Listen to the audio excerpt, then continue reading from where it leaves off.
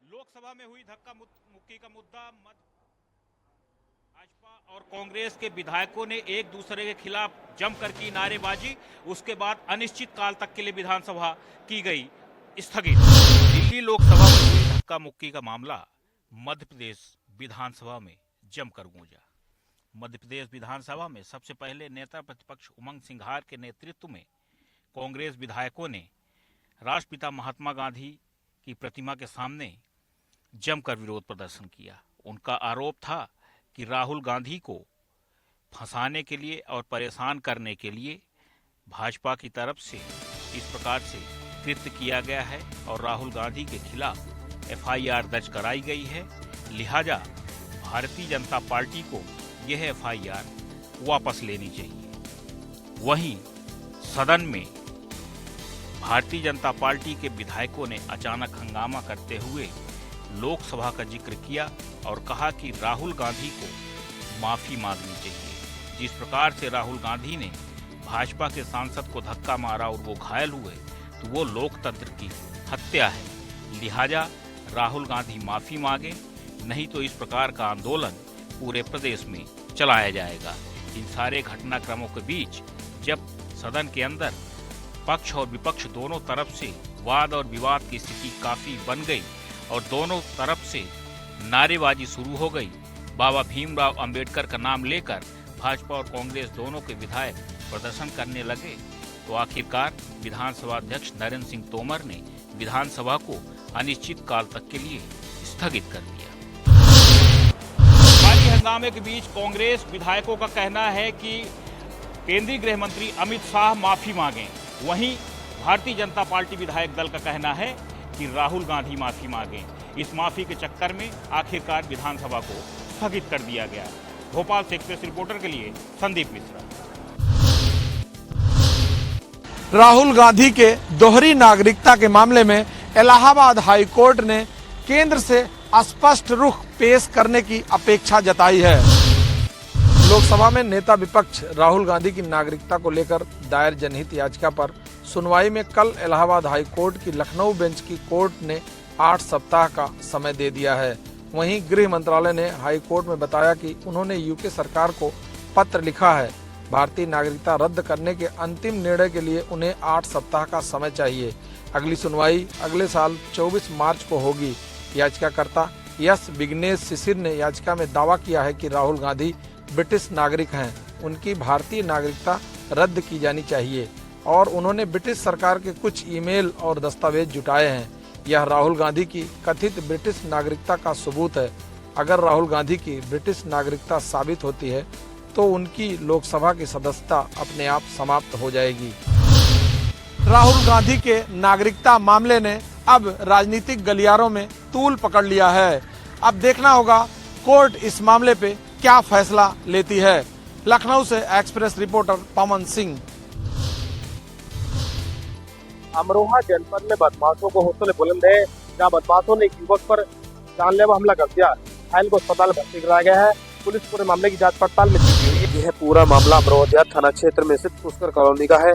Pushkar colony में रहने वाला शिखर गुप्ता जिम जा रहा था। उसी दौरान पहले से घात लगाए खड़े बदमाशों ने उस पर हमला बोल दिया। मारपीट करते हुए युवक को स्कूटी से गिरा दिया और मारपीट की आरोप है कि युवक के सिर पर तमंचे की बट से हमला किया। उधर ये पूरी घटना पास लगे एक सीसीटीवी कैमरे में कैद होगी। सीसीटीवी फुटेज में भी मारपीट घटना को साफ देखी जा सकती है।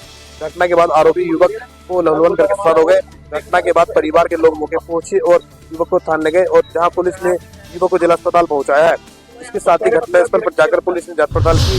यहाँ थाना क्षेत्र के पुष्कर नगर निवासी शिखर गुप्ता जिम करने के लिए जा रहा था। रास्ते में घात लगाए बैठे बदमाशों ने उस पर तमंचे की बट मारकर उस पर जानलेवा हमला कर दिया।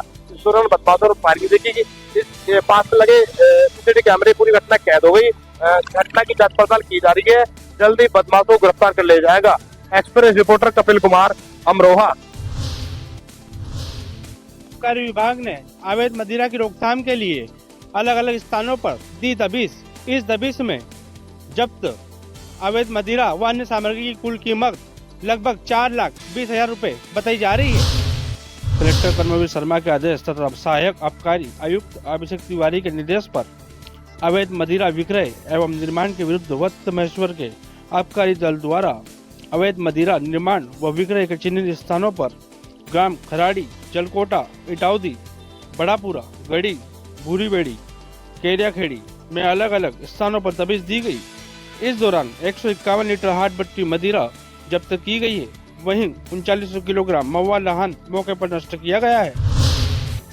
महेश्वर आबकारी उप निरीक्षक देवराज नगीना ने जानकारी देते बताया कि 7 प्रकरणों में 3 आरोपियों को गिरफ्तार किया गया है। तीनों आरोपियों के खिलाफ आबकारी अधिनियम के अंतर्गत अपराध पंजीबद्ध कर विवेचना की जा रही है। Express reporter Bhupendra Sinha. Defence factory में नौकरी लगवाने के नाम पर एक जालसाज ने एक ही परिवार के 3 सदस्यों से 8 लाख रुपए की ठगी कर ली है। पुलिस अब इस जालसाज की तलाश में जुट गई है। जबलपुर के पनागर थाना क्षेत्र में रहने वाले राजेश दाहिया का संपर्क अंकित रजक से हुआ था। अंकित रजक ने उन्हें झांसा दिया कि वह राजेश दाहिया, उसकी पत्नी अनिता और उसके छोटे भाई रामजी दाहिया की डिफेंस फैक्ट्री में नौकरी लगवा सकता है, लेकिन उसे 8 लाख रुपए खर्च करना पड़ेंगे। राजेश दाहिया उसकी बातों में आ गया और उसने उसे 8 लाख रुपए उसके अकाउंटों में ट्रांसफर करा दिए। लेकिन काफी दिनों तक नौकरी न मिलने के बाद जब राजेश दाहिया ने उससे पैसों की मांग की तो अंकित रजक ने रुपए वापस लौटाने से इनकार कर दिया और अपना मोबाइल फोन बंद कर दिया और फरार हो गया। अब राजेश दाहिया ने इस संबंध में पुलिस में शिकायत दर्ज कराई है। भोले भाले लोगों के साथ ऑनलाइन ठगी तो की ही जा रही है, लेकिन इस तरह के कुछ बड़े जालसाज सीधे तौर पर भी लोगों से ठगी कर रहे हैं। Arvind Dubey, access reporter, Jabalpur. आज से 5 दिन यानी 25 दिसंबर से शुरू होने जा रहे ग्वालियर व्यापार मेले में अभी तक 25 दुकानें भी नहीं लग पाई। मध्य प्रदेश के सबसे बड़े व्यापार मेलों में शुमार 119 साल पुराना मेला अब दम तोड़ता हुआ नजर आ रहा है। हालात ये हैं कि अभी तक 10% दुकानें मेले में लगी हैं, जबकि नवंबर में तय हो चुका था कि मेला 25 दिसंबर से शुरू होकर 25 फरवरी तक आयोजित किया जाएगा, जबकि आज से 5वें दिन यानी कि 25 दिसंबर से मेला शुरू होना है। दुकानों के मेंटेनेंस से लेकर पार्किंग, सप्लाई और दूसरे कामों के लिए टेंडर भी मेला प्राधिकरण नहीं कर पाया है। खास बात यह है कि मेले की तैयारियों को लेकर प्रभारी मंत्री तुलसीराम सिलावट ने शनिवार को बैठक भी ली थी। उन्होंने अधिकारियों को तेजी से तैयारी करने के निर्देश दिए थे, लेकिन इसके बाद भी कोई सुधार नजर नहीं आ रहा। कुल मिलाकर ग्वालियर व्यापार मेला को जिस तरह से अधिकारियों की बेरुखी देखने को मिल रही है, उसे ये कहना अतिशयोक्ति नहीं होगी कि आने वाले समय में आने वाले व्यापारी भी यहाँ से मोह भंग कर लेंगे। ग्वालियर से एक्सप्रेस रिपोर्टर विनोद शर्मा। बहराइच में ट्रेन की पटरी से कटकर एक व्यक्ति की मौत के बाद हड़कंप मच गया। बताया जा रहा है ये व्यक्ति अपने घर से मनमुटाव के बाद निकला था। बयारपुर थाना क्षेत्र के शिवशंकरपुरवा के रहने वाले एक व्यक्ति का शव रेलवे ट्रैक के पास छत विचत हालत में मिलने के बाद लोगों ने पुलिस को इसकी सूचना दी। पुलिस ने शव की शिनाख्त कर परिजनों को युवक की ट्रेन से कटकर मौत होने की जानकारी दी। वहीं परिजनों ने युवक के घर से मनमुटाव के बाद आत्महत्या करने की बात बताई है। फिलहाल पुलिस अब मामला दर्ज कर आगे की कार्रवाई में जुट गई है। व्यक्ति की मौत के बाद परिवार में जहां मातम का माहौल है, वहीं मौके पर पहुंची पुलिस ने शव को कब्जे में लेकर पोस्टमार्टम के लिए भेज दिया है। बहराइच से तारिक अहमद, एक्सप्रेस रिपोर्टर। मध्य प्रदेश विधानसभा की कार्रवाई अनिश्चितकाल के लिए स्थगित कर दी गई। अंबेडकर और राहुल गांधी पर हुए हंगामे के बाद विधानसभा को स्थगित किया गया। मध्य प्रदेश विधानसभा शीतकालीन सत्र के अंतिम दिन विधानसभा की कार्रवाई काल के लिए स्थगित कर दी गई। इससे पहले आज कांग्रेस विधायकों ने बीजेपी पर बाबा साहब अंबेडकर के अपमान होने का आरोप लगाते हुए प्रदर्शन किया। इस बार विधानसभा का शीतकालीन सत्र कांग्रेस के विशाल धरना प्रदर्शन और विधानसभा घेराव के साथ शुरू हुआ था। इसके बाद सदन में भी खाद्य संकट, किसानों की समस्याओं सहित अन्य मुद्दों को लेकर कांग्रेस लगातार हमलावर रही। एक दिन पहले नेता प्रतिपक्ष ने घोषणा की कि अब कांग्रेस विधायक सरकार से वेतन नहीं लेंगे और अवैतनिक रूप से अपने क्षेत्र में कार्य करेंगे। बीजेपी सरकार पर कांग्रेस विधायकों से विकास कार्यों में राशि आवंटित करने में भी उन्होंने भेदभाव का आरोप लगाया।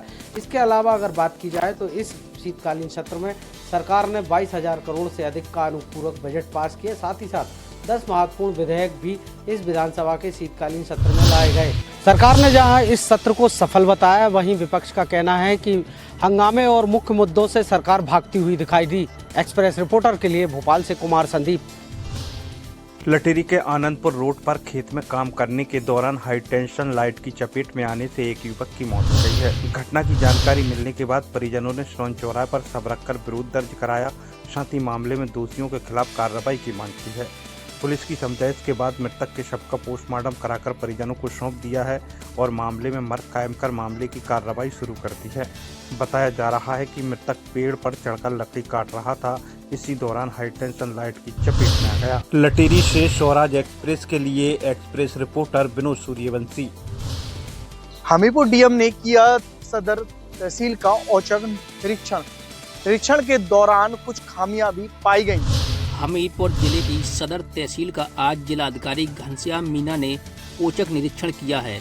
निरीक्षण के दौरान जिलाधिकारी को साफ सफाई व्यवस्था सहित अभिलेखों में कई खामियां मिली, जिन्हें तत्काल सुधारने के निर्देश जिलाधिकारी ने दिए हैं। सदर तहसील के सभी अनुभागों का निरीक्षण कर जिलाधिकारी ने बताया कि सदर तहसील के जितने भी अनुभाग हैं सभी का निरीक्षण कर रजिस्टर चेक किए गए।